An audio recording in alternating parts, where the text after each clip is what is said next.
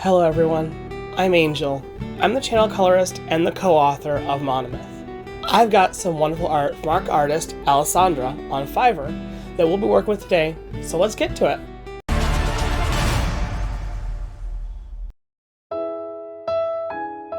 Right now, I'm taking the flat line art and turning the white part transparent. This is a pretty simple process in GIMP. I create a new channel and set the opacity to 100%. Next, I copy and paste the image onto the new channel. Return your layers and you'll see a hovering layer. Hide the bottom layer, then right-click and hit New from Visible. Now you have a fully transparent line art from a flat image. So there's our artist signature. She's so good. With this, the flat colors go down super easy. Just color in the line. This black and white I also made transparent. This is the level of shading and coloring I aspire to, so I'm using it as a soft basis today. I wasn't expecting the dotted way the shadows turned out. Nonetheless, I think it's a pretty cool effect. So next, I'll just grab a color palette. Have you watched the first episode yet? Do you recognize this character? If not, you should. Follow the suggested link at the top.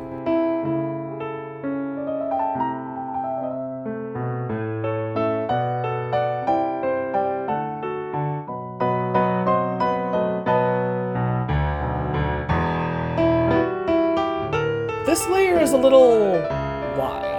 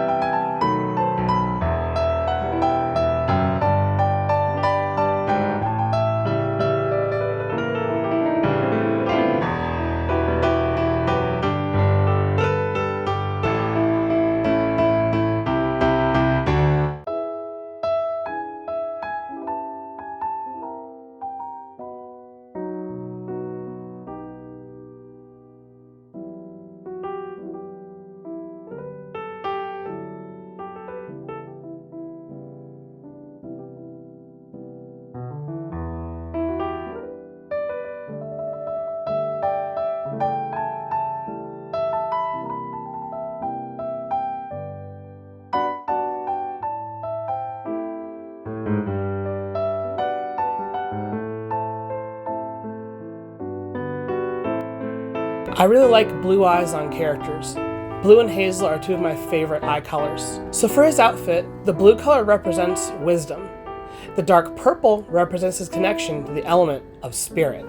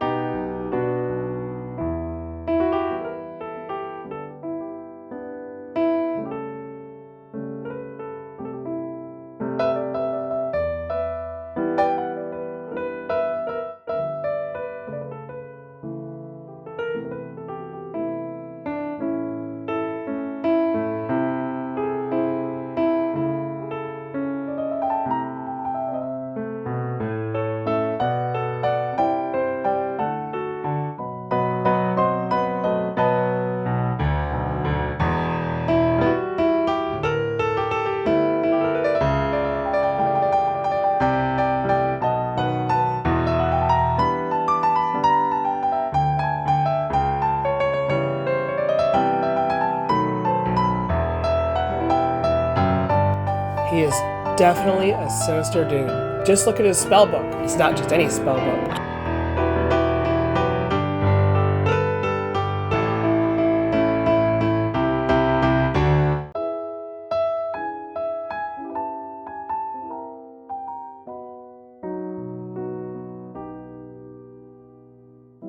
Using the bright pink here makes it easy to select all of the pages at once with a color select.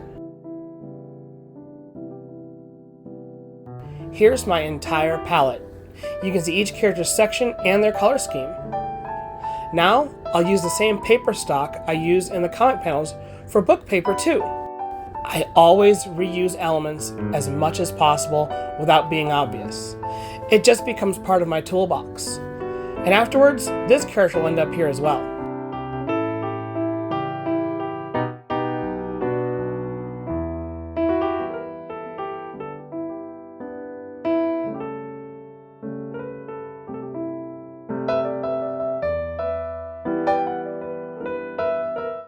Bam! Done. No, this is still Alessandra's work, and you'll recognize the channel logo. So now, how should I approach the shading? I think I'll start off with my own style, and then incorporate some elements of hers after that. After all, I'm not trying to just recreate her art, this is my own version. Striking the mouse like a paintbrush really helps the work feel organic. By the way, yes, I still use just a mouse. I don't know why, the tablet and stylus combo is just really uncomfortable for me.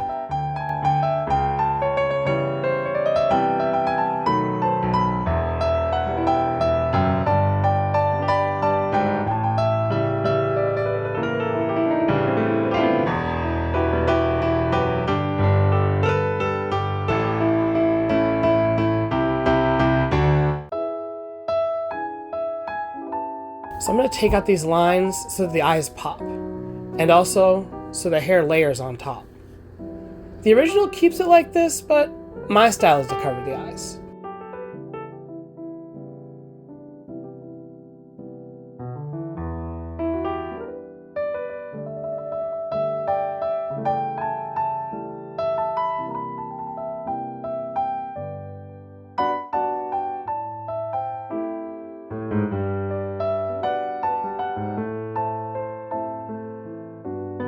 I really think the ears are fun to sculpt with the burn and dodge tool. These broader brushes and quick swipes help the lighting look more natural. Afterwards, I blend everything out with either smudge or a Gaussian blur depending on preference or texture. The blur looks smooth and the smudge looks more textured.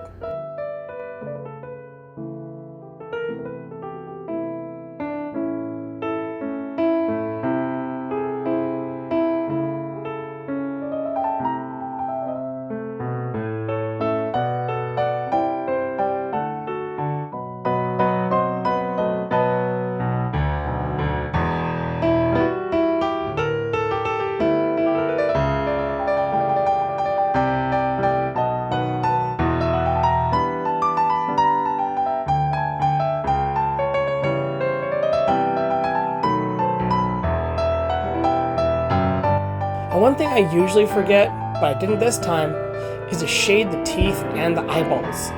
If you look at a person's face, the lighting is different in those areas too.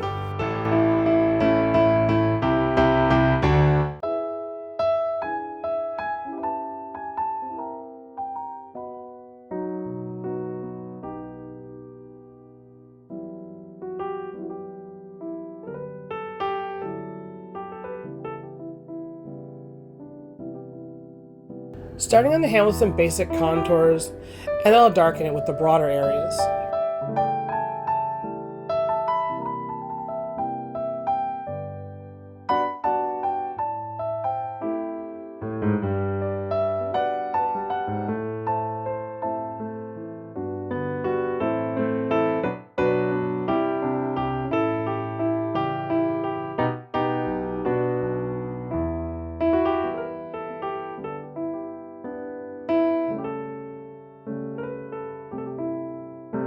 I try to make sure I go layer by layer, otherwise my ADD will definitely forget something.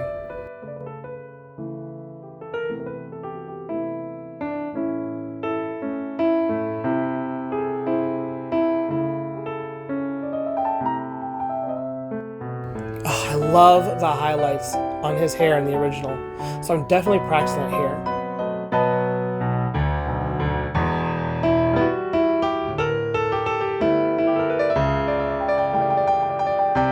And then look, the Gaussian blur makes his hair look extra soft.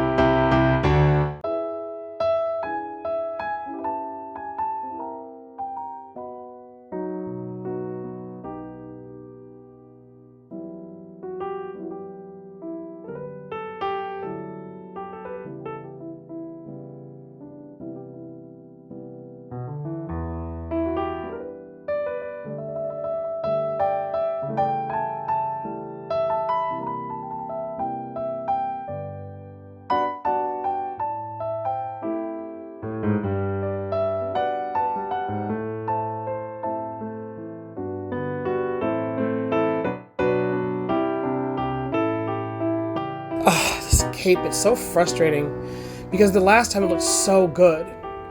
If you haven't seen the second collage video with him in it, it's right here.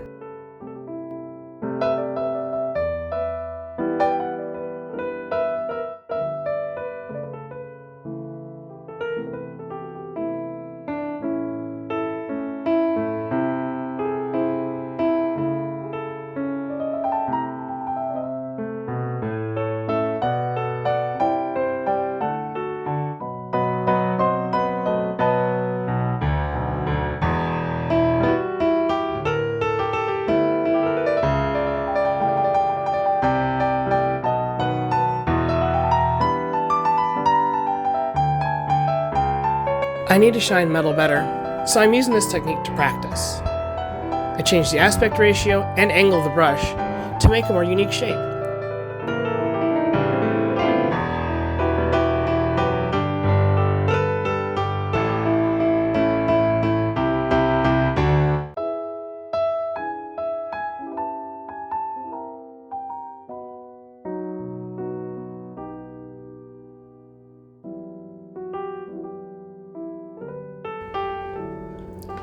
Darker shading over some softer areas to make things pop.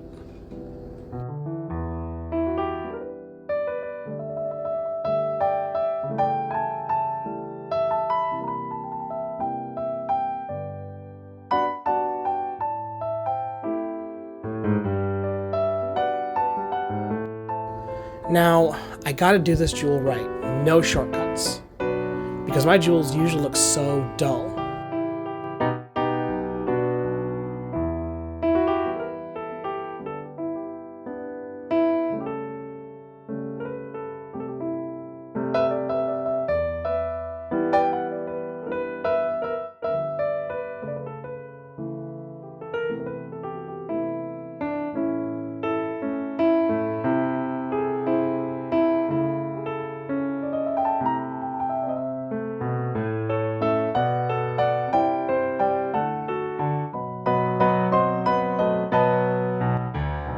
There, I think this looks way better.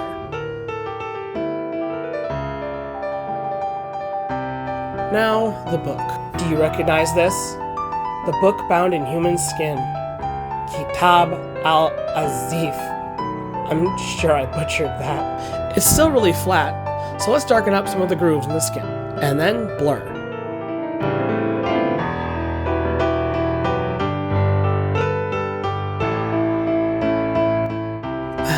The dodge not working too well on the paper, so I'll just shade it the old-fashioned way, with a translucent black.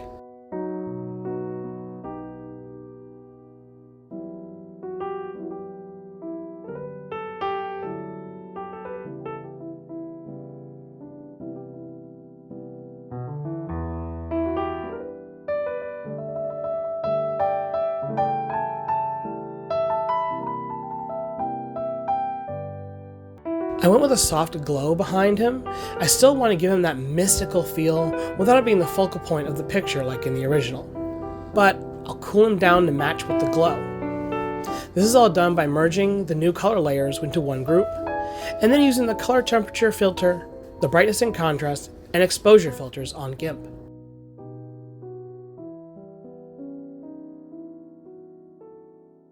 And that's the end of my project. On average, a single character might take a couple hours to color to this level of detail, which is why the videos are sped up. But I may be considering doing some live coloring if we get more active members on Patreon. Some other great things we're going to be capable of through your patronage will be upscaling the animation of the episodes into full-length, fully animated features, possible live streams, and merch. For instance, we're already looking at Makeship for some Tales of Atonement plushies, but we need to grow the channel more first. So, also look at the link in the description to find our Patreon information. Share our videos with your friends, like and subscribe, and would you please ring my bell?